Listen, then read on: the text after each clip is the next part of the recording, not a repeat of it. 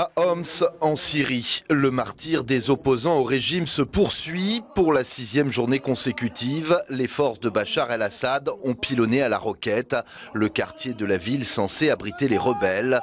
Bilan, au moins 24 civils ont été tués ce jeudi. Depuis le début de l'assaut vendredi dernier, ce sont plus de 400 personnes qui ont trouvé la mort dans cette seule ville du centre de la Syrie, devenue l'épicentre de l'insurrection. Une nouvelle dose d'austérité pour la Grèce. Athènes doit solliciter ce jeudi l'octroi par Bruxelles d'un nouveau plan d'aide pour éviter la faillite. Des ajustements doivent encore être négociés avec les représentants européens et les bailleurs de fonds. La cure pourrait donc être encore plus sévère qu'annoncé. La presse grecque s'insurge contre cette nouvelle dose de potion amère. Les syndicats ont eux appelé à la grève générale pour les 2 prochains jours. Un ministre de l'économie a expliqué que le principal défi pour la Grèce résidait désormais dans le maintien de la paix sociale dans un pays qui compte plus d'1 million de chômeurs, soit 10% de sa population. Renault s'ouvre les portes du Maroc. Le constructeur a inauguré un nouveau grand site industriel à Tanger, destiné à la marque Dacia, une concurrence vue d'un très mauvais œil par les ouvriers français du groupe. C'est l'une des plus grosses usines Renault en France. Flins, en région parisienne, plus de 2500 salariés. Alors ce matin, l'inauguration d'un nouveau site de production au Maroc agace. Pourquoi faire du low cost à l'étranger alors qu'ici en France, il y a beaucoup de monde qui ont besoin de voitures à petit prix aussi? Ce qui serait bien, c'est de garder l'activité aussi sur une usine comme Flins, vu qu'il y a quand même beaucoup de gens expérimentés et tout, plus que dans une nouvelle usine. Pour la première fois, Renault s'installe au Maroc, près de Tanger, sur le site de Melouza, au nord du royaume. L'investissement est sans précédent. 1 milliard d'euros, 340 000 véhicules par an sortiront de l'usine, salaire des ouvriers 250 € par mois. À ce prix-là, difficile de rivaliser avec le Made in Maroc. Bon, il faut bien considérer, un salaire en France chez Renault, à Douai, c'est au moins 1100 €. Au Maroc, c'est 250. Comment voulez-vous rivaliser dans ces conditions?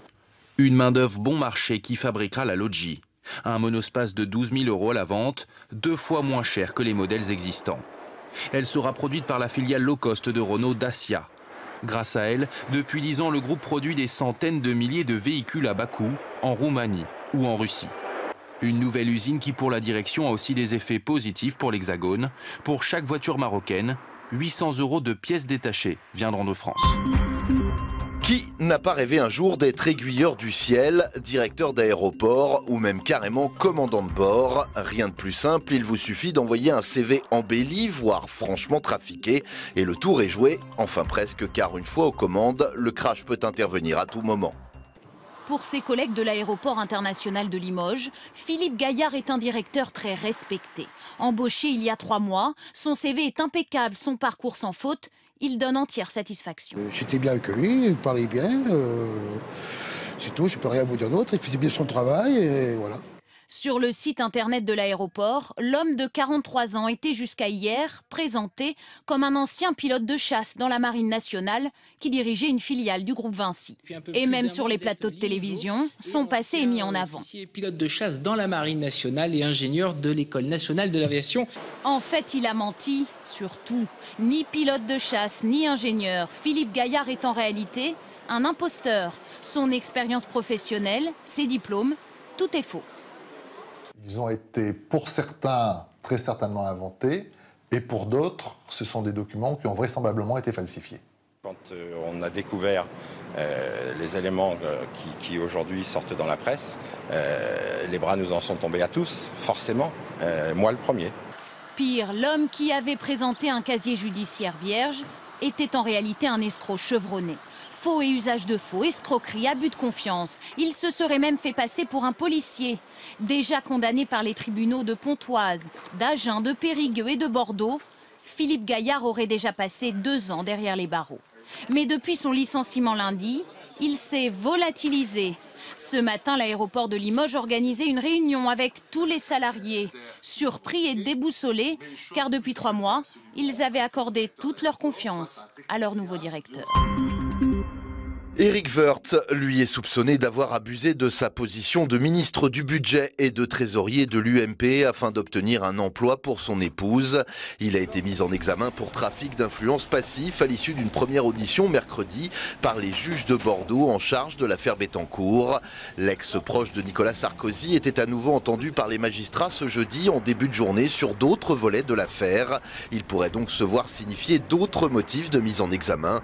Le député est également poursuivi devant la Cour de justice de la République pour prise illégale d'intérêt dans le cadre de la vente d'un domaine public national. Si l'hémisphère sud vit actuellement sous des températures plutôt clémentes, l'Europe et plus généralement toute la zone tempérée de l'hémisphère nord doit faire face à une exceptionnelle vague de froid qui a déjà fait plusieurs centaines de victimes en Europe mais aussi au Japon. Sur les bas-côtés, des murs de glace. Nous sommes à Niigata, dans l'est du Japon. Depuis plusieurs jours, la neige tombe en continu. Il y a jusqu'à 3 mètres de poudre blanche par endroit. On a beau balayer, il y a toujours autant de neige, explique cet homme. Les chutes de neige ont provoqué une série d'avalanches et d'accidents. On compte une 50aine de morts dans le pays. Des victimes également en Europe, près de 500 au total, principalement dans l'Est. En Bulgarie et en Roumanie, les températures ont chuté à moins 30 degrés. Des maisons entières sont prisonnières de la glace. Et la vague de froid s'étend à d'autres pays, comme ici, aux Baléares, en Espagne. Le trafic aérien est très perturbé, plusieurs vols ont été annulés. Tout aussi surprenant, le sud de l'Italie recouvert de plusieurs centimètres de neige. L'armée a été mobilisée pour dégager les routes et venir en aide aux villages isolés.